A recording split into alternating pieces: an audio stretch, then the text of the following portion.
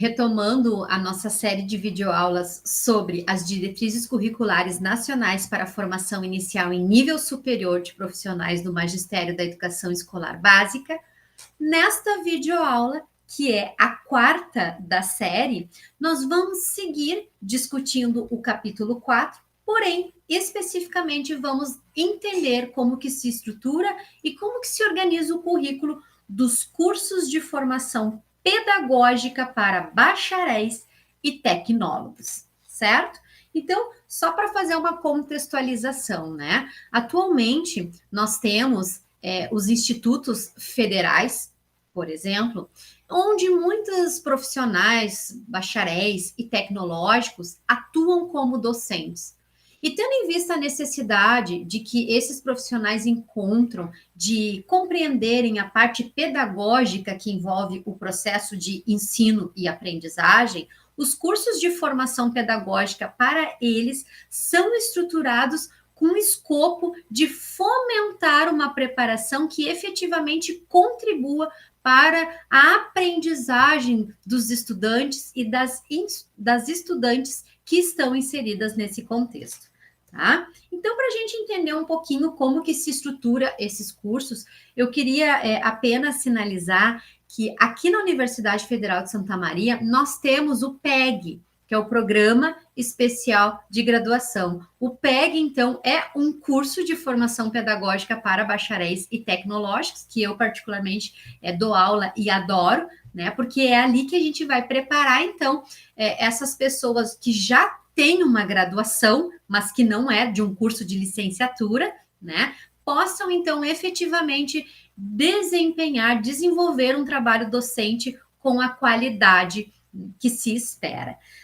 Então, dentro da resolução, nós temos o artigo 15, que vai regulamentar esses cursos de formação pedagógica, né, para graduados não licenciados. Então, são pessoas bacharéis e tecnólogos, visando o quê? Habilitá-los para o exercício do magistério nos anos finais do ensino fundamental, ensino médio, né, na modalidade de educação profissional e tecnológica. Esses cursos, eles têm como objetivo complementar a formação de profissionais já graduados em outras áreas, proporcionando os conhecimentos pedagógicos necessários para atuar como professores, mas não se forma pedagogos, certo? Isso é importante. Por quê? Porque são profissionais que vão trabalhar apenas nos anos iniciais do fundamental e no ensino médio, tá? Isso é bem importante. O artigo, nesse sentido, ele vai estabelecer quais são as diretrizes para essa formação pedagógica complementar de bacharéis e tecnólogos, garantindo que eles adquiram competências docentes sem precisar cursar uma nova graduação.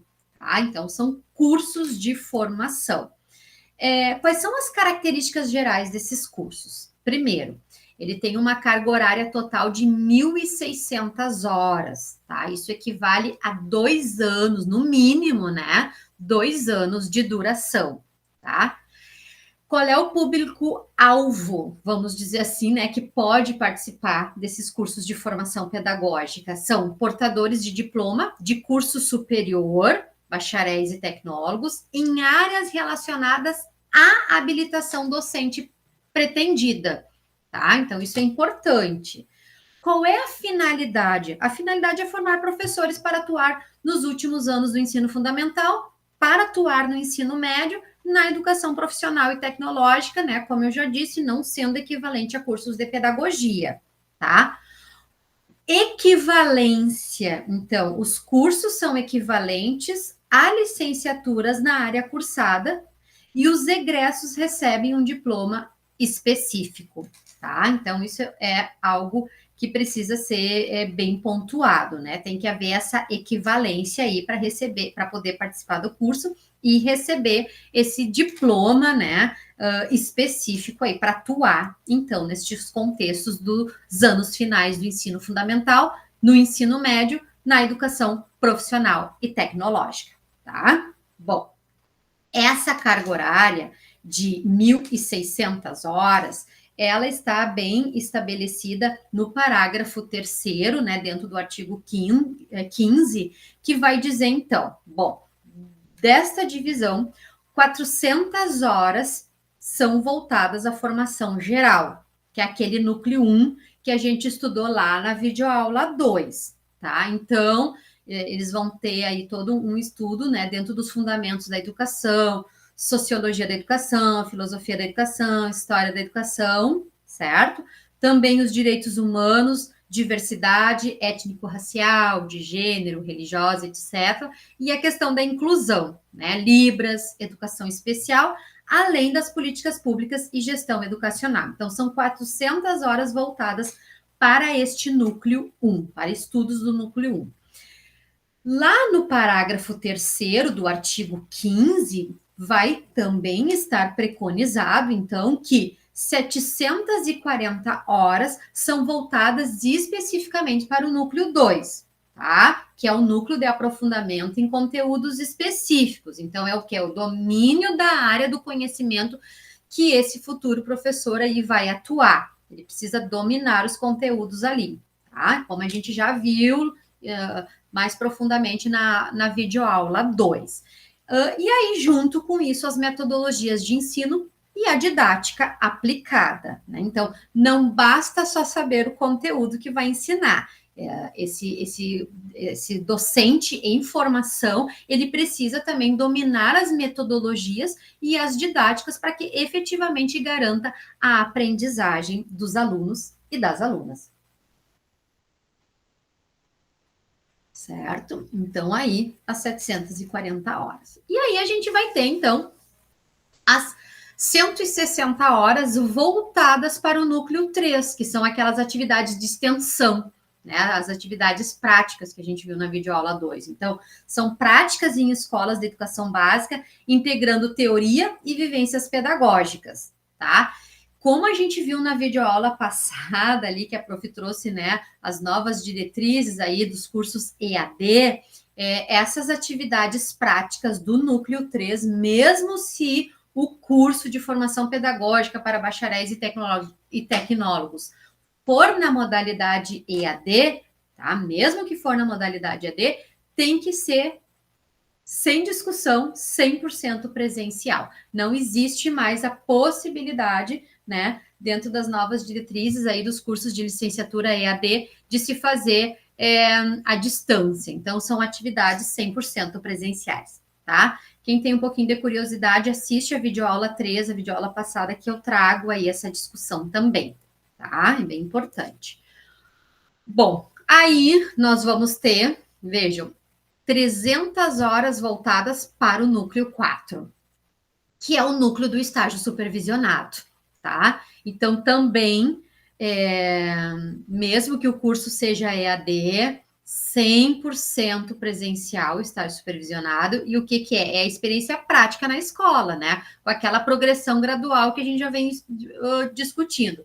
Primeiro é uma inserção nesse contexto para fazer observações, até chegar naquilo que a gente chama que é regência assistida, né? Ou seja, é dar a aula, mas sendo, vamos dizer assim, orientado, sendo assistido, sendo acompanhado tanto por uma professora da universidade, quanto pela professora, né? Claro, ou um professor que está lá na escola. Tá? Essa regência assistida ela é muito importante e ela faz parte dessas 300 horas dentro dos cursos de formação.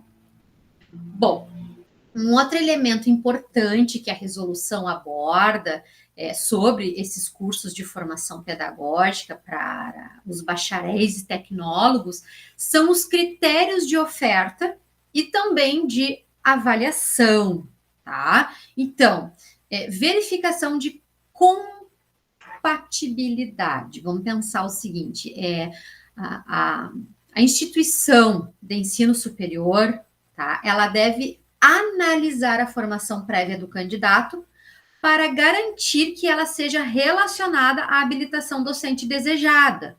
Isso está estabelecido lá no artigo 15, dentro do parágrafo 7º, tá? Que quer dizer o quê, então? Cada instituição de ensino vai abrir vaga vagas, né, para aquela formação prévia que efetivamente haja uma necessidade no contexto da região de habilitar docentes para trabalhar nesse contexto, tá? Então, por exemplo, aqui na Universidade Federal de Santa Maria, só para dar assim, um exemplo para vocês, recentemente se aceitou pessoas formadas em nutrição, né? Antigamente, quem fazia nutrição não poderia vir fazer o PEG conosco. Hoje, a nutrição já está sendo aceita. Então, né, nós temos também, por exemplo, o curso administradores, né, pessoas da veterinária.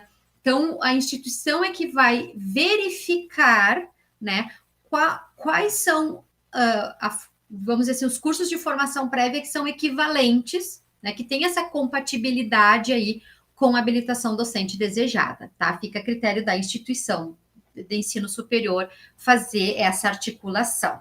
Além disso, né, quais são as instituições aptas a oferecer esses cursos? Preferencialmente, segundo a resolução, universidades que já tenham licenciaturas, né, cursos de licenciatura reconhecida no MEC, né, na área, com CPC. O CPC é o conceito preliminar de curso, né? Aquela notinha que os cursos ganham aí. Então, tem que ter o CPC maior que 4, né? Então, entre 4 e 5 aí, sem necessidade de novo ato autorizado. Então, isso está estabelecido no parágrafo, no 8º. Então, isso quer dizer o quê? Se a universidade já tem cursos de licenciatura reconhecidos pelo MEC com o conceito, né? No mínimo 4, ela pode oferecer esses cursos de formação pedagógica sem necessariamente um novo ato que autorize, tá? É só se organizar internamente, criar o curso e, né, oferecer, enfim, aqui na UFSM, também para dar esse exemplo, como eu já disse, nós temos o presencial, né, o PEG presencial e o PEG EAD, né? Eu atuo nos dois. Bom, o que é importante, né? Então, acontece uma avaliação periódica, o MEC, né, o Ministério da Educação, em articulação com os sistemas de ensino, ele vai fazer essa avaliação a cada 5 anos, para que haja esse aprimoramento contínuo. Nós aqui na UFSM passamos por essa avaliação nesse ano agora de 2025, no primeiro semestre, tiramos nota máxima, isso é muito importante, né? No curso presencial. No curso EAD ainda não, porque ele é novo, ele ainda está, mas logo, logo vem essa avaliação, tá?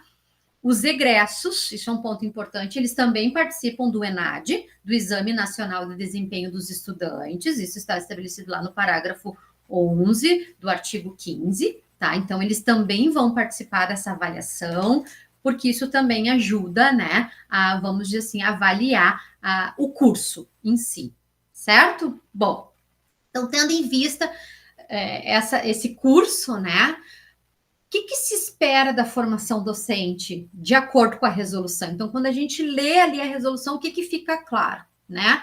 Base teórica em educação, as políticas, diversidade e gestão. Então, o egresso precisa dominar, né? O aprofundamento na área de conhecimento, juntando o conteúdo que ele vai trabalhar com os alunos na educação básica, mais a didática, né? As vivências práticas obrigatórias, extensão e estágio em escolas, e o rigor que passa a ter, né, na modalidade presencial para atividades práticas, mesmo que EAD. Vocês viram que não muda muito, né, dos cursos de licenciatura, né? Eles estão bem casadinhos, não há muita diferença. Então, o objetivo, né, qual é? Ampliar o quadro de professores qualificados para a educação profissional e tecnológica, respeitando a formação prévia dos graduados e garantindo padrões de qualidade. Então, o escopo maior desses cursos de formação pedagógica para bacharéis e tecnólogos é garantir que esses profissionais desempenhem com competência, né, com competência docente, as atividades de ensino e aprendizagem voltada para o público da educação profissional e tecnológica, que a gente sabe, né? A EPT é uma modalidade de ensino e eu sempre gosto de trazer como exemplo os IFES, né? Embora aconteça também em outros espaços, mas os IFES são o que melhor caracterizam, né, essa modalidade de ensino e é lá que esses profissionais vão atuar, certo? Bom, então vejam, a prof trouxe aí o esqueminha, já tivemos a videoaula 1, a videoaula 2, a 3 e agora finalizamos a videoaula 4. E aí, ao finalizar essa videoaula 4, eu convido vocês a seguirem esta série de videoaulas, assistindo a quinta e última, onde a gente vai, então, entender um pouquinho a estrutura e o currículo dos cursos de segunda licenciatura. Eu agradeço muitíssimo a atenção de vocês até aqui. A prof vai parar de compartilhar a tela. E dizer para vocês que eu espero vocês na próxima videoaula, tá bom? Um beijo e obrigada. Até mais.